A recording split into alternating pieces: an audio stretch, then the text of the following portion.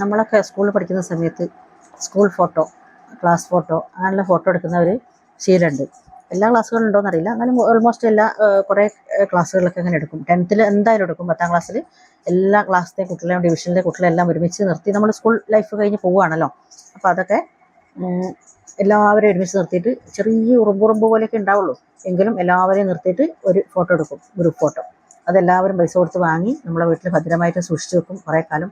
അന്ന് ആൽബമാണ്, ആൽബത്തിൽ നമ്മൾ ഒട്ടിച്ച് വെക്കും നമ്മളെ ഫോട്ടോസൊക്കെ. ഒരു വീട്ടിലൊരു കുട്ടി ഉണ്ടായി കഴിഞ്ഞാൽ, മക്കളുടെ കുട്ടികളോ അല്ലെങ്കിൽ നമ്മൾ ആരെ കുട്ടികളുണ്ടായാലും ആ കുട്ടികൾ കമിഴ്ന്ന് കിടക്കുന്നൊരു ഫോട്ടോ എല്ലാ വീട്ടിലും ആൽബത്തിൽ നിർബന്ധമായിട്ട് നമ്മൾ കാണുന്ന ഒരു ഫോട്ടോ ആണ്. ആ കുട്ടികൾ കമിഴ്ന്ന് കിടക്കുമ്പോഴുള്ള ഒരു ഫോട്ടോ. അന്ന് ഫോട്ടോ എടുക്കണമെങ്കിൽ സ്റ്റുഡിയോയിൽ പോകണം, അല്ലെങ്കിൽ സ്റ്റുഡിയോയിലത്തെ ആളെ പരിചയം ഉണ്ടെങ്കിൽ അയാളെ വീട്ടിലേക്ക് വിളിക്കണം.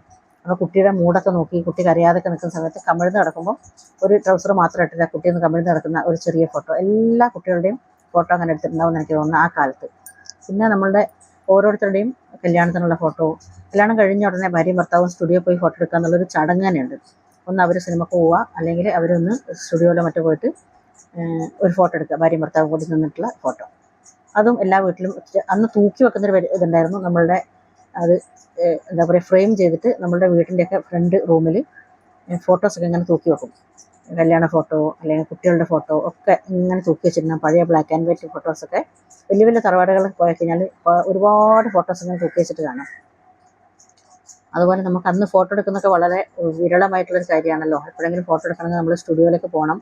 എന്നിട്ട് ഫോട്ടോ എടുത്ത് കഴിഞ്ഞ് 2 ദിവസമോ 3 ദിവസമോ കഴിഞ്ഞാലാണ് നമുക്ക് ഫോട്ടോ കിട്ടുക. 3 കോപ്പി ഉണ്ടാവും, എല്ലാ ഫോട്ടോയുടെയും 3 കോപ്പി. വേണമെങ്കിൽ എക്സ്ട്രാ നമ്മൾ പറഞ്ഞാൽ 4-5 കോപ്പികൾ കിട്ടും. സാധാരണ ഫോട്ടോ എടുത്തു കഴിഞ്ഞാൽ അതിൻ്റെ 3 കോപ്പി നമുക്ക് കിട്ടും.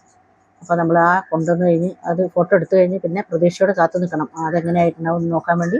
പ്രതീക്ഷയോടെ കാത്തു നിന്ന് ഫോട്ടോ കിട്ടിക്കഴിഞ്ഞാൽ നമ്മൾ ഭയങ്കര സന്തോഷമായി നോക്കുമ്പോൾ ചിലപ്പോൾ നന്നായിട്ടുണ്ടാവും. അപ്പോൾ നമ്മൾ ആർക്കെങ്കിലുമൊക്കെ അയച്ചു കൊടുക്കുന്ന പരിപാടി അന്ന്.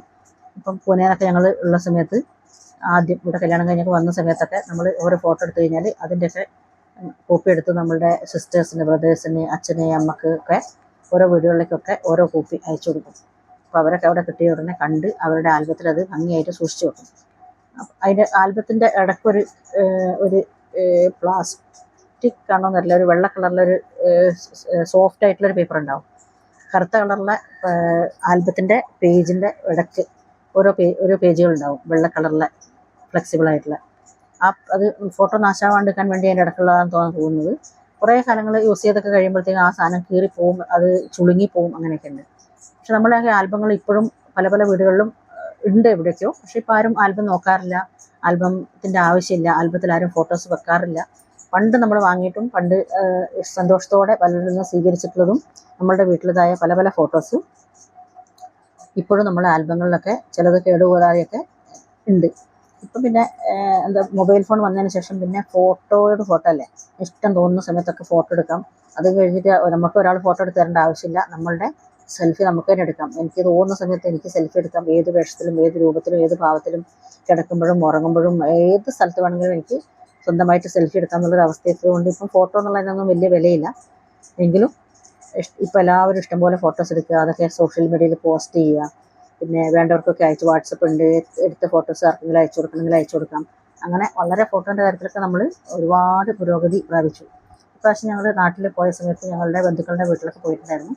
അപ്പോൾ അവരുടെ വീട്ടിലെ പഴയ ആൽബമൊക്കെ അവർ എടുത്തു കൊണ്ടുവന്ന് കാണിച്ചു തന്നപ്പം കുറേ ഫോട്ടോസ്, ഞങ്ങളുടെയൊക്കെ ചെറുപ്പത്തിലുണ്ടായിരുന്ന ഒരുപാട് ഫോട്ടോസൊക്കെ അവരുടെ ആൽബത്തിൽ നിന്ന് നമ്മൾ കണ്ടപ്പോൾ നമുക്ക് ഭയങ്കര അതിശയം തോന്നുകയും ഇഷ്ടം തോന്നുകയും ചെയ്തു. കാരണം നമുക്ക് മനസ്സിൽ നിന്ന് പോയിട്ടുണ്ടായിരുന്ന, ഓർമ്മയിലില്ലാത്ത കുറേ ഫോട്ടോസ്, നമ്മളുടെയൊക്കെ ചെറുപ്പകാലത്തെ ഫോട്ടോസൊക്കെ നമ്മൾ തന്നെ അയച്ചു കൊടുത്താണ് അവർക്ക്.